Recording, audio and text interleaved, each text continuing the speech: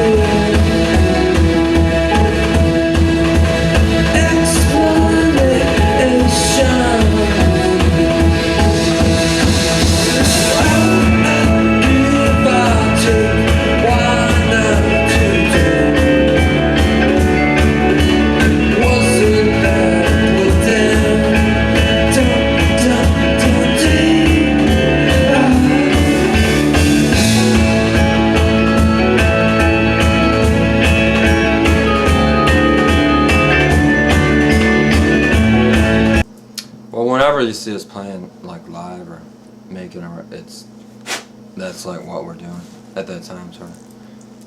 For me anyway, so it doesn't. Yeah, I don't multitask musically really. It's sort of, okay, I'm doing this now. And it's only during extended break time. It's only really at one time there was an extended break in between the Fawn, which was, I don't know, a couple of records ago, and we. 2 records ago, I guess, and that was the only time I did something else really. So once we started the C&K, it seemed like, we went at it with a full band, all the time mentality kind of. Mm-hmm. Now over the years, it's kind of been spread out a bit more, but right when we actually started, like we weren't sure if it was gonna be a band or not. It was just sort of like a studio project. Eric and I were given money by Rough Trade UK to come up with something, and that was the beginning of the C&K. And but none of us knew if it was going to work or have any sort of longevity or what it was going to be. It was just sort of let's see how doing this project works. Actually, we never even said things like that. That was like, oh, this is fun and good. Let's make it a rock and roll unit.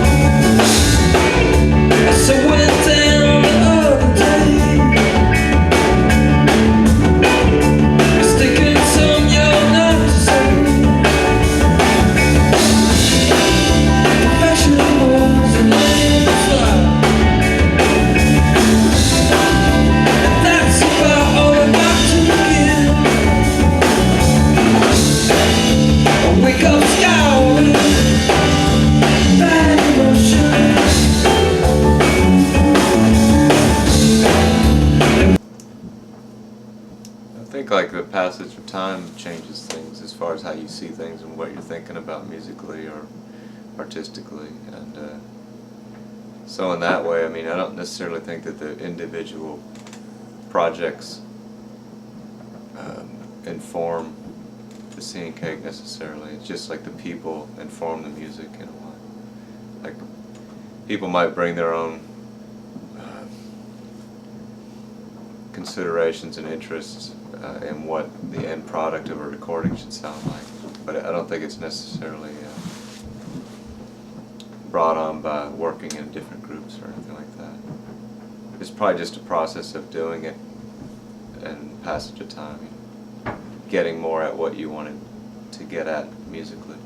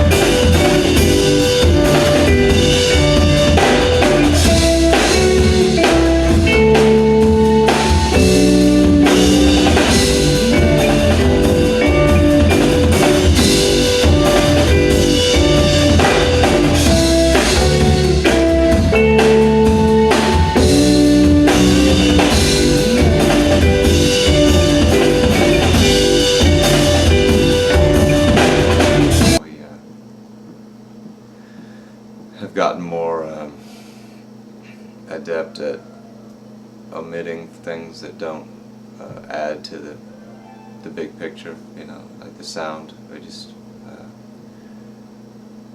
are being more specific about what we want to hear, and we're able to do that, especially now that there's a lot of home studios involved, and there's John's Soma studio, and he's just gotten, through the years of doing that, really proficient in getting some really good sounds. So it's just, I think the last 3 records have fallen into a place where it's really exciting sonically, which is a lot of what we like. You know, we really like to get good sounding things.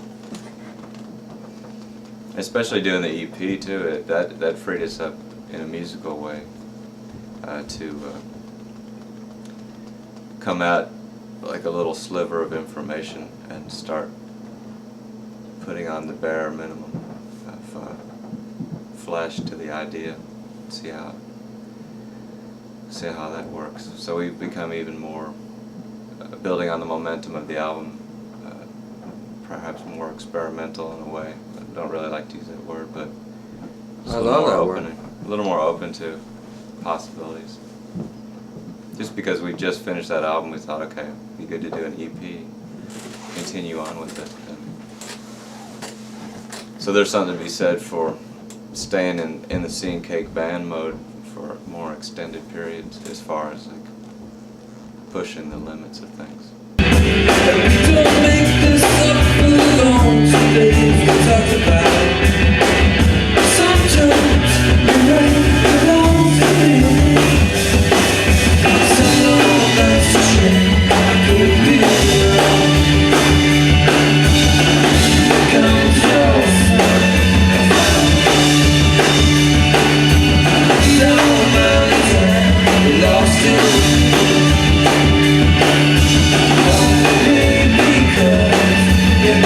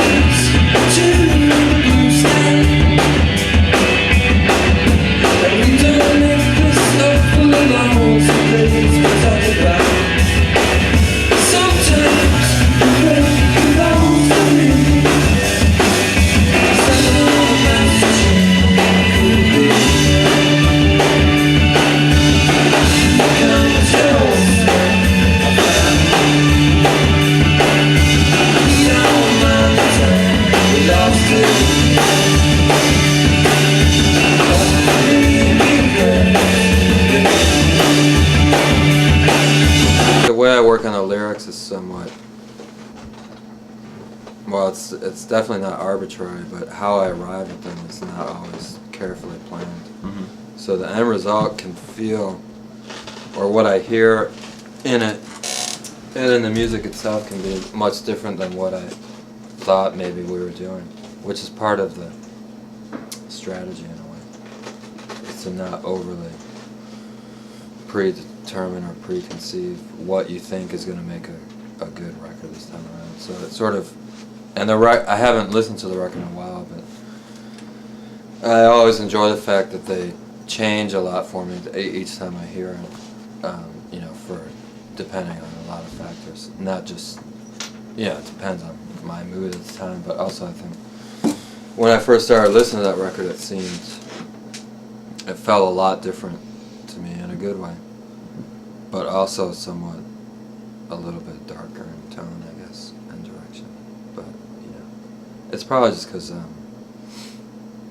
I'm more intimate with the lyrics than anyone else could be.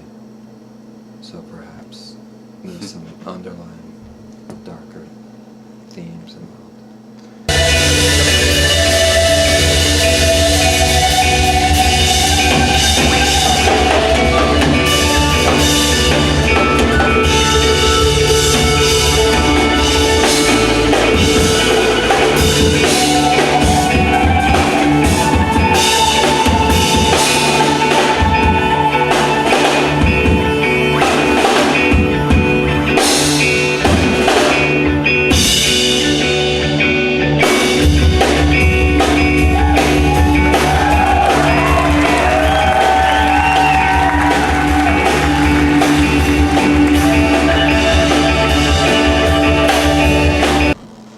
When you started recording a C&K, Sean wasn't producing back then, was he?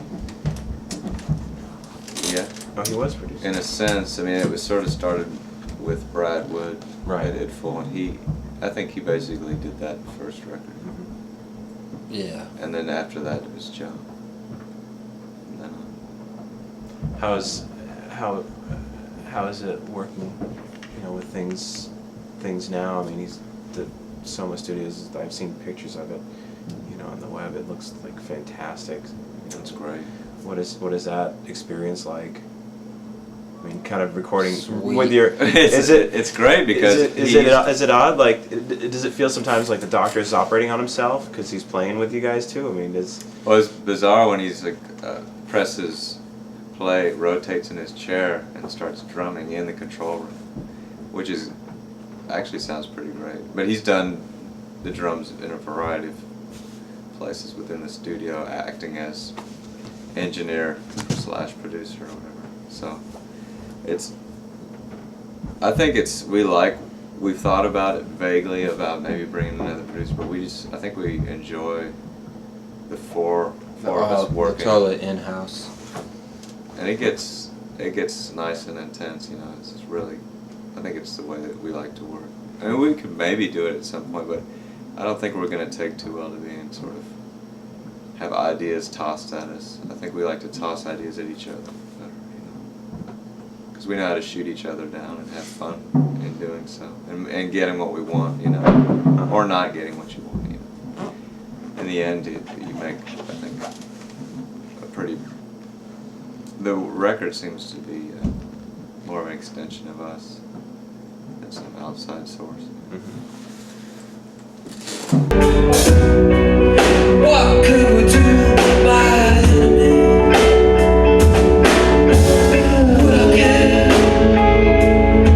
Stop trusting me, and I hope that you're wrong for the last time.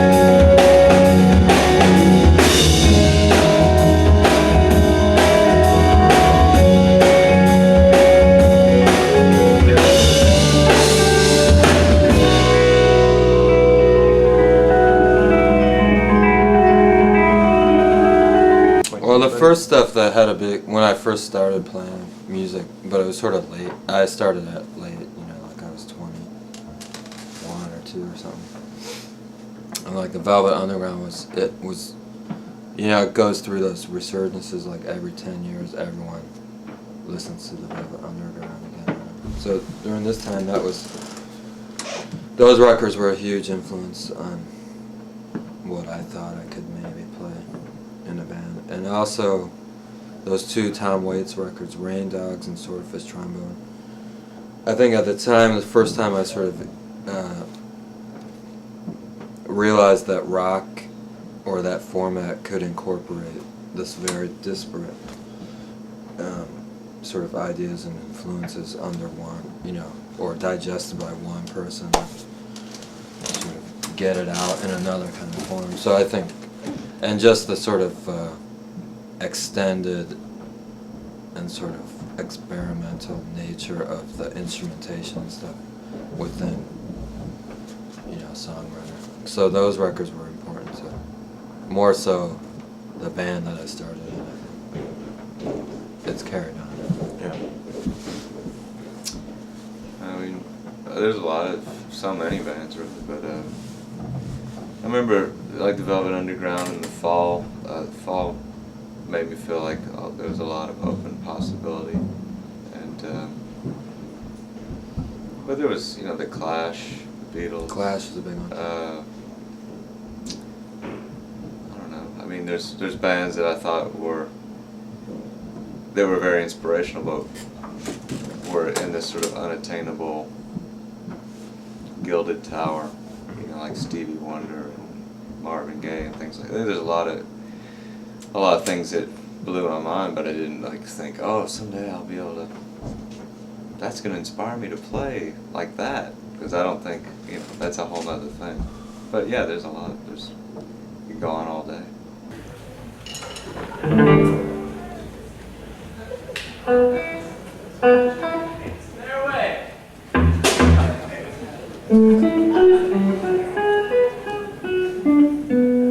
Like that?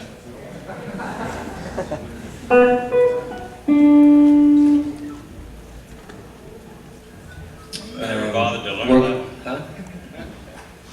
Say it, man. Let's say something together. No. We'd have to rehearse that for quite some time. We're gonna do a cover song now. That's what we said. Try it.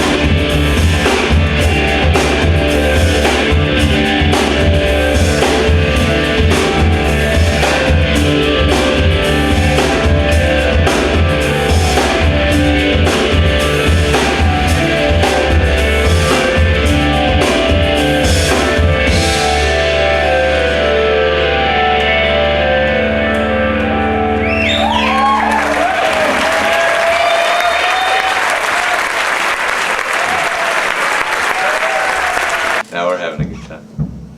Yeah, I mean, it's very satisfying, really, to be doing it for a good while and still be doing things that are challenging and wanting to keep testing it. And I'm always, in the end, surprised by final products like recordings and even shows. Just like, wow, that was a good one. You know, so that's the important thing. Mm-hmm.